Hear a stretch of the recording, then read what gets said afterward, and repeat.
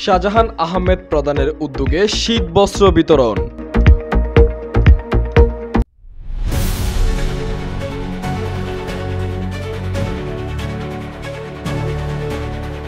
4 তারিখ শনিবার সকাল 10:30টায় মাছদার বাজার সংলগ্ন মসজিদের সামনে হাজী শাহজাহান আহমেদের উদ্যোগে গরিব অসহায় মানুষের মাঝে শীত বস্ত্র বিতরণ অনুষ্ঠান অনুষ্ঠিত হয়েছে।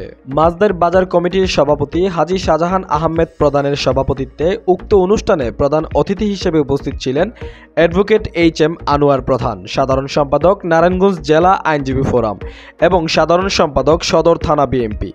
বিশেষ অতিথি হিসেবে উপস্থিত ছিলেন বিশিষ্ট সমাজসেবক নিজাম মুন্সি। এ সময় প্রধান অতিথির বক্তব্যে অ্যাডভোকেট HM আনোয়ার প্রধান উপস্থিত গরিব অসহায় মানুষের উদ্দেশ্যে বলেন, আপনারা সবাই আমার সাথে যোগাযোগ রাখবেন। বিভিন্ন সময় শীতবস্ত্র বিতরণ সহ বিভিন্ন সাহায্য সামগ্রী বিতরণ করা হয়। যোগাযোগ রাখবেন, রিসিট সংগ্রহ করবেন।